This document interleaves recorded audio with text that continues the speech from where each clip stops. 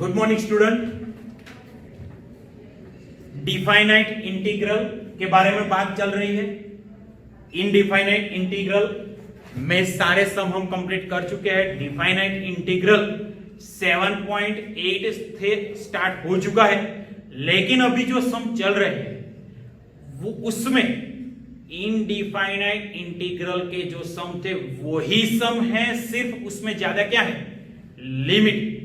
सिर्फ इसमें ज्यादा थोड़ा काम है लिमिट का, लेकिन वो भी बहुत ही इजी है। इसमें लिमिट अप्लाई करने में कोई दिक्कत आने वाली ही नहीं है। ओके, सिर्फ कैलकुलेशन वाला पार्ट थोड़ा ज्यादा हो गया है। ओके, तो 7.9 7.10 ओके, उसमें सारे के सारे डिफाइनाइट इंटीग्रल के सम है, लेकिन मेथड डायरेक्ट है। वही मेथड वही फॉर्मूला की बात करने वाले हैं। ओके, तो अभी हमारा क्या बाकी रह गया है, 7.9 वो तो आज खत्म हो जाएगा।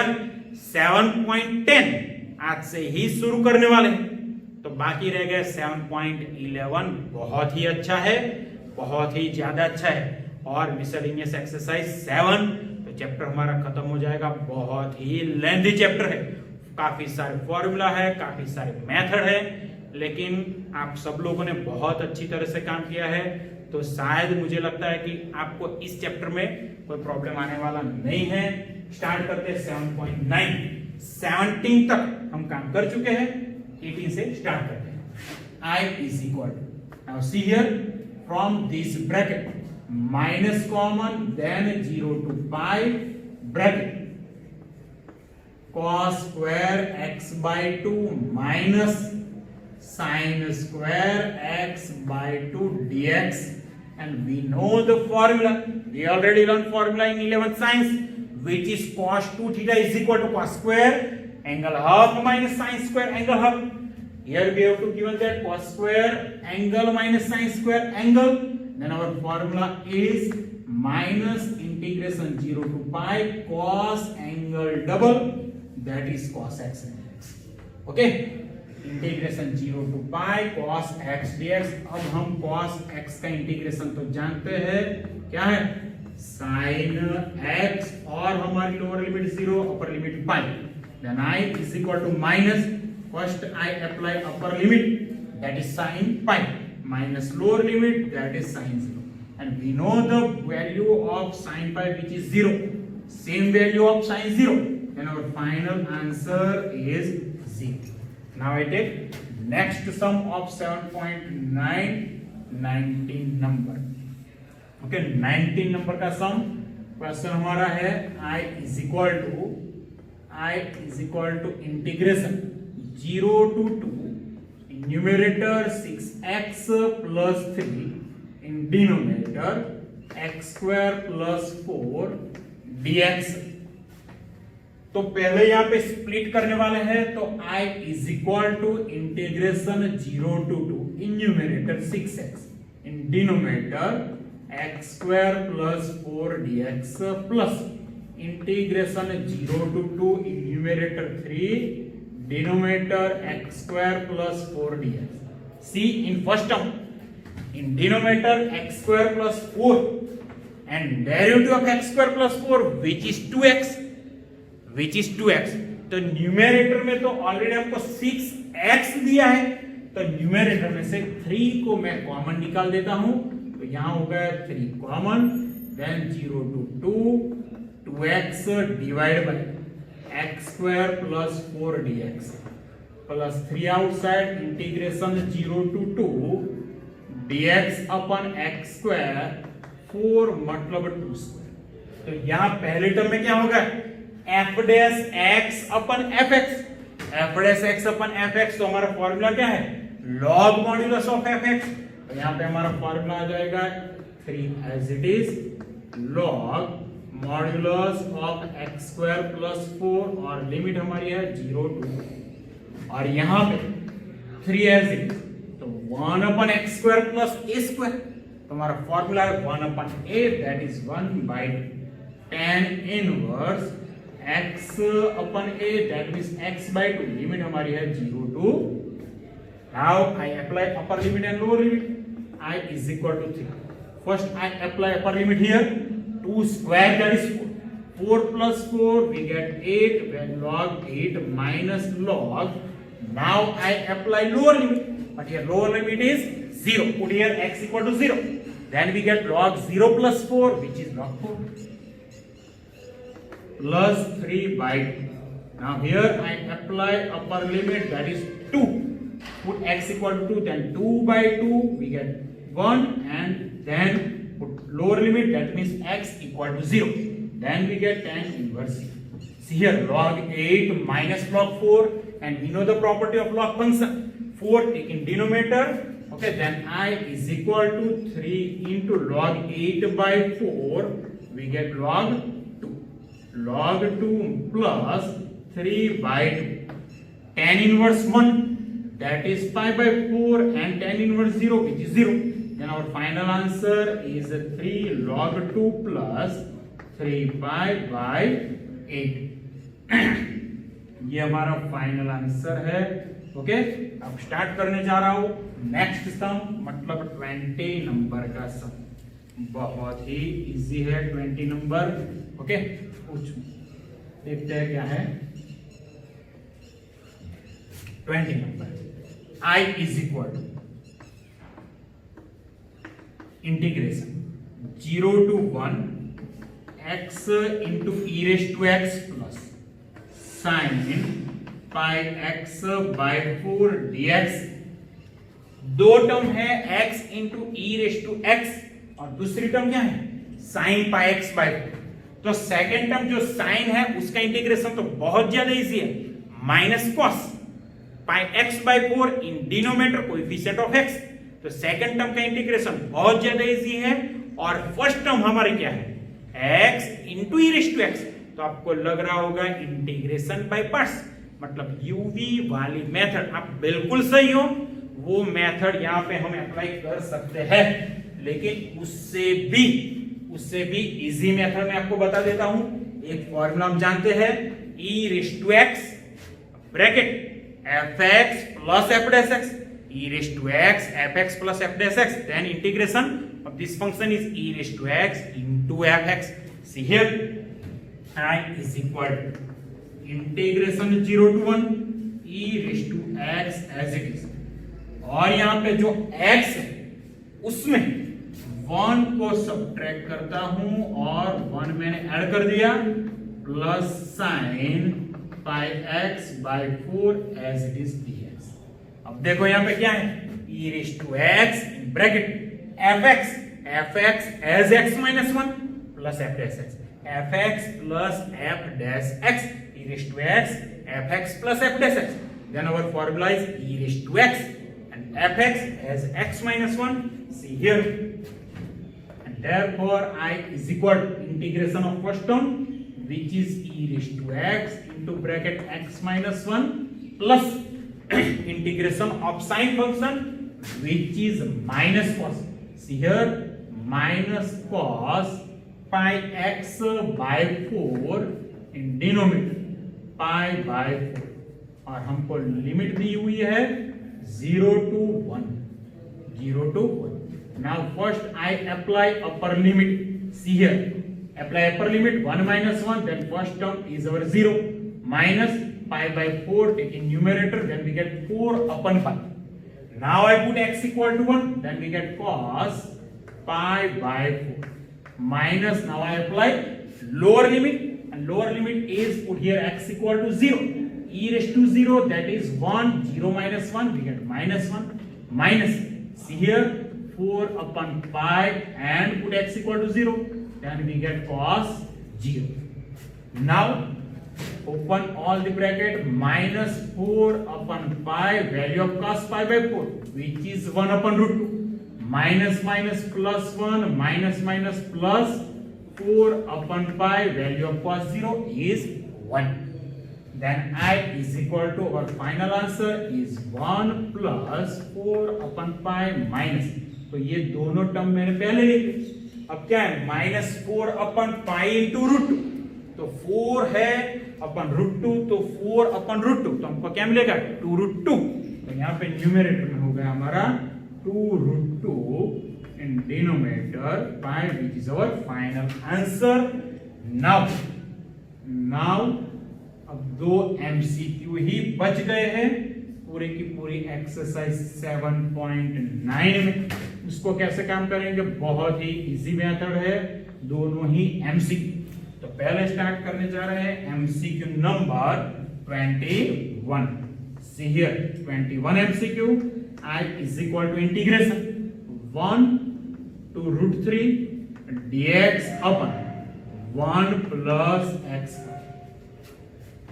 See here 1 upon a square plus x square, 1 upon a square plus x square, then our formula is tan inverse x upon a, 1 upon a tan inverse। तो यहाँ पे a क्या है 1, तो 1 upon 1 tan inverse x upon a, that means 1 to root 3।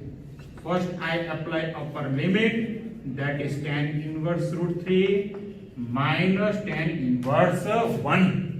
Now we know the value of tan inverse root 3, which is pi by 3, and tan inverse 1, that is pi by 4। Now take LCM, 4 pi minus 3 pi, we get pi in denominator 12, and our answer is pi by 12। तो ये हमारा final answer हो चुका है। अगला सम में लेता हूं, लास्ट MCQ ऑफ एक्सरसाइज 7.9 और 22 नंबर का MCQ बहुत ही ज्यादा इजी है। फॉर्मूला यही है tan इनवर्स वाला। इंटीग्रेशन क्या है 0 to 2/3 dx upon 4 plus 9x। देखो यहां पे I is equal to integration 0 to 2/3 dx upon 4, then I write 2 square 9x square, that means 3x whole square, then which formula 1 upon a square plus x square, 1 upon a square plus x square, then our formula is 1 upon a, 1 upon a, that is 1/2। okay, tan inverse x as 3x by a, limit यहां पे हो जाएगी 0 to 2/3। Okay, अभी कुछ बाकी है क्या, x का कोएफिशिएंट डिनोमिनेटर में लिखना बाकी है। तो x का कोएफिशिएंट क्या है 3। Okay, then I is equal to 1/6, put upper limit tan inverse, put here upper limit, that means put x equal to 2/3, 2/3 into 3/2, that is 1। now I put lower limit, which is 0, tan inverse, and I is equal to 1/6 tan inverse 1, that is pi by 4 minus tan inverse 0 0, 1/6 into pi by 4, then we get our final answer pi by 24। तो ये 7.9 हमारा खत्म हो चुका है। अभी 7.10 के बारे में कुछ बात करेंगे। ओके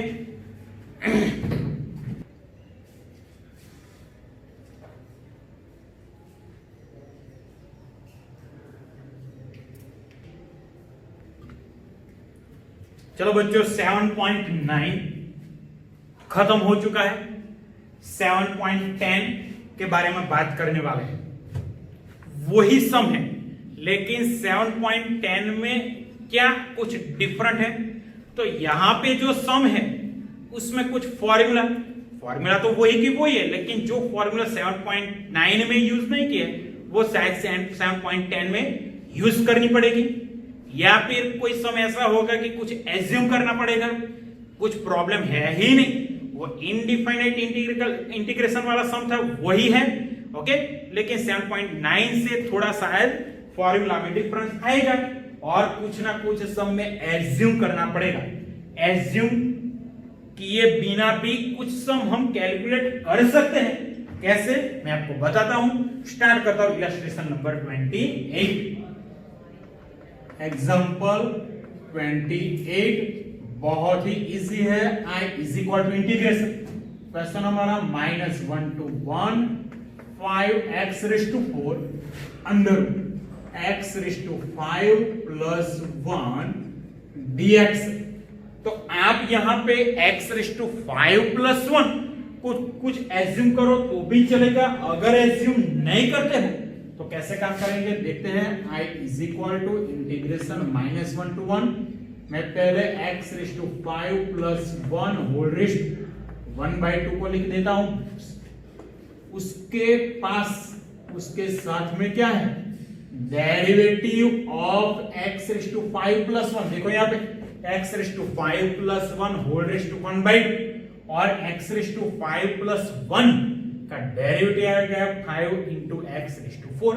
तो यहाँ पे कौन सा फॉर्मूला आएगा, fx raised to n into f dash x, fx raised to n into f dash x। तो हमारा फॉर्मूला क्या हो जाएगा, fx raised to n plus 1 upon n plus 1।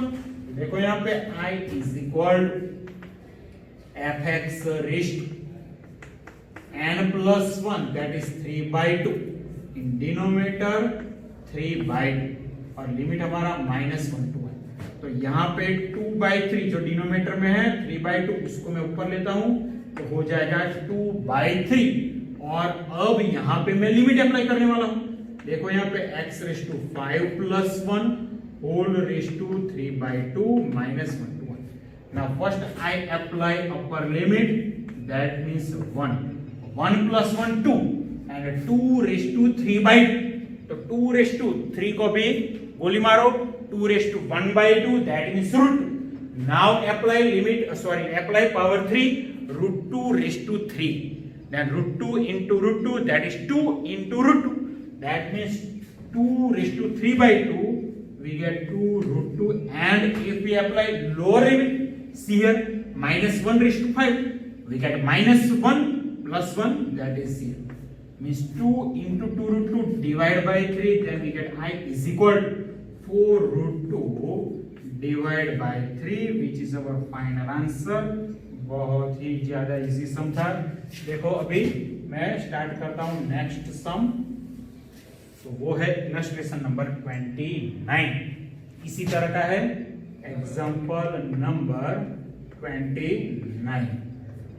क्या करने वाले हैं उसमें देख लो, वो भी I is equal integration 0 to 1 और हमारा फंक्शन है tan इनवर्स x अब 1 प्लस एक्स स्क्वायर dx। तो यहां पे क्या करेंगे, आप बोलोगे सर tan इनवर्स x को कुछ एज्यूम कर लो, लेकिन मैं बोलूंगा वो सही है लेकिन डायरेक्ट काम भी कर सकते हैं। देखो I is equal 0 to 1 tan inverse x whole raised to 1 into 1 upon 1 plus X square dx। मतलब क्या है, fx raised to n into f dash x।